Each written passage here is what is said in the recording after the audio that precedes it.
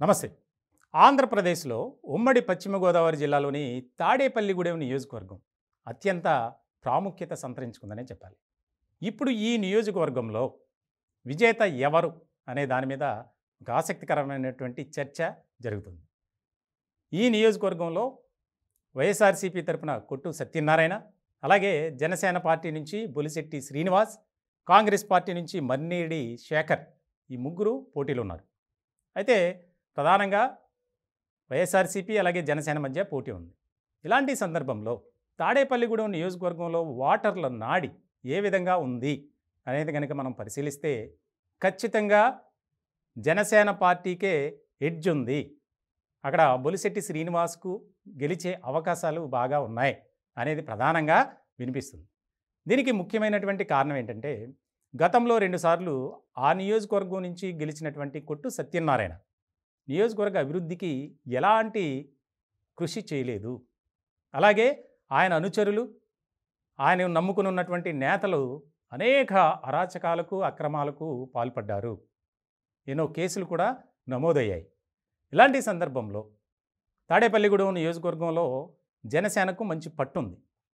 ఇటువంటి సందర్భంలో కాపు vote bank అంతా ముఖ్యంగా జనసేన పార్టీ అభ్యర్థికే పాజిటివ్గా మారే అవకాశాలు ఉన్నాయి అనేది బాగా వినిపిస్తుంది.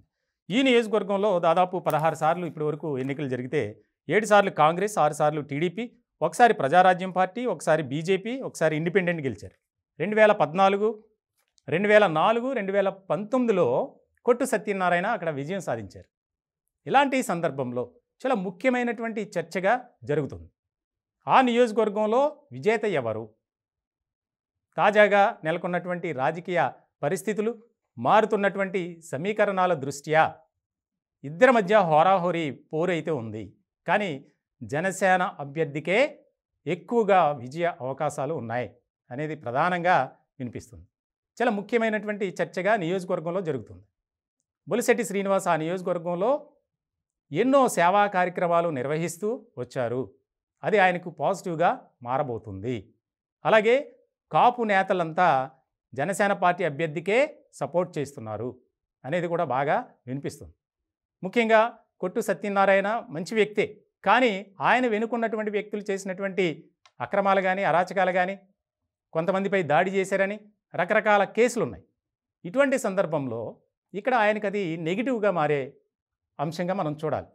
ఇటువంటి సందర్భంలో తాడేపల్లిగూడెం నియోజకవర్గంలో విజేత ఎవరు అనే దాని మీద ఉత్కంఠ నెలకొంది.